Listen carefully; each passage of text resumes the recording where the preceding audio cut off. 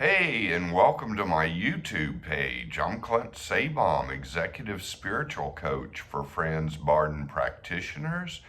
And if you're interested possibly in getting coaching, I can help you through all the steps. I've been through all 10 steps, so I can help you with that. And if you're interested in another system of spirituality, I can probably help you with that.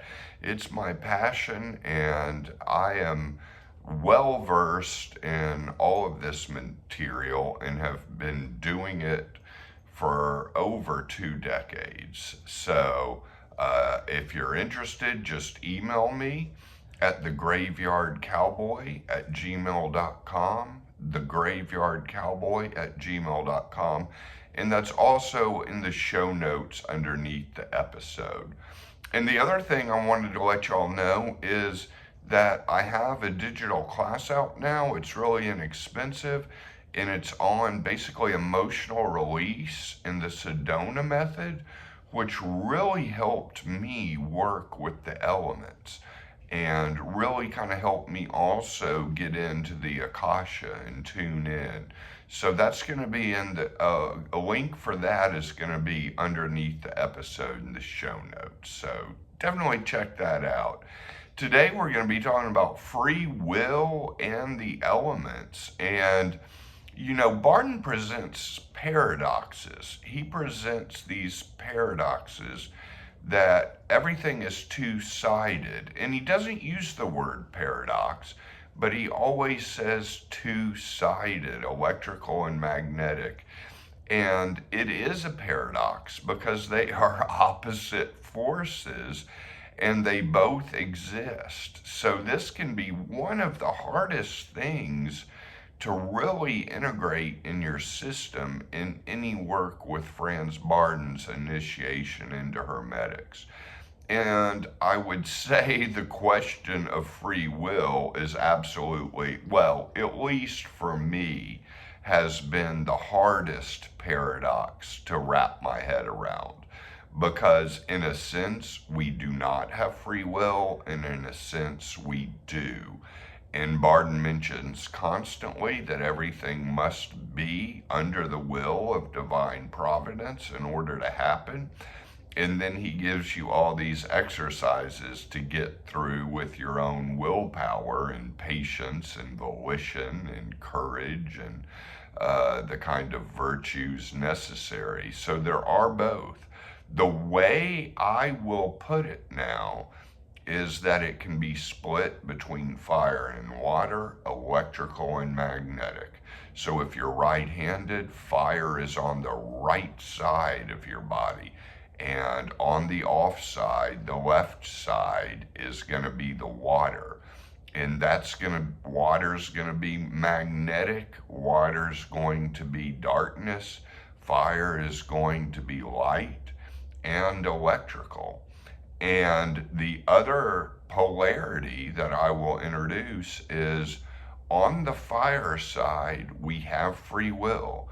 We act as if we have free will in the moment. We are able to do what we want to do, and that is the force of the electrical. And on the water side, we do not have free will, and everything is surrender to divine providence. And both of those exist equally. And it's hard to wrap your head around. It's more something you have to feel. It's more something you have to feel in your body and feel in the elements with working with fire and water is what I would say. And water is contracting. It is letting go. It is kind of going down, where I would say electrical is moving up because it's your force. Magnetic is kind of surrendering and acceptance, and that's the water flowing down and the magnetic charge. And that all has to do with not believing in free will and understanding that everything is under the will of divine providence. There are no mistakes in God's universe. And we are conditioned moment to moment. We did not choose our parents. We did not choose the events of childhood. And a lot of people say at a certain point, you have free will, but I would say the no free will principle always continues because you are always getting conditioned. And that conditioning is basically leading you to basically just act as if in response to what is happening. And that is all out of our control. And a lot of people will say too, well, things outside of us are outside of our control, but with us we have control. And Bardon talks about control. So this can be a hard thing to integrate. But the advantage of knowing that it's all happening under the reign of divine providence and simply surrendering to that is it will tap you into the akasha, into vacancy of mind. It will download the magnetic from the top down and get you charged with the magnetic, which can be very grounding and even a sense of heaviness in a sense, but a solid heaviness in your body and really smooth things out in your being, in the physical and the soul body and the spirit. And so meditating on everything happens under the will of divine providence can actually help you work these exercises better and work the steps better because you're gonna really charge up the magnetic fluid. And in a sense, I would almost say for a lot of us that are sensitive people, that are very empathetic, the magnetic fluid is going to be very, very powerful. And getting that magnetic fluid is going to be crucial to your work in initiation into Hermetics. And getting that magnetic fluid can be ignited. Maybe that's not the right word. It can be manifested with surrendering all to divine providence and knowing that you are all under the control of divine providence. And the good news about this way of thinking, because I imagine a lot of people that get into magic and the occult and different forms of spirituality, they want to do it all themselves with their own willpower. That's the natural inclination. But surrendering to divine providence completely can get that magnetic flowing, even if you haven't felt the electro part of the fluid yet. And so the magnetic fluid can basically be easier in a sense to get real charged up.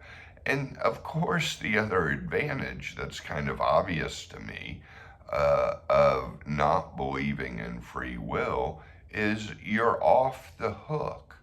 You're really off the hook. You're doing exactly what you're supposed to be doing in any given moment. You're going about your business exactly as you were destined to go about your business.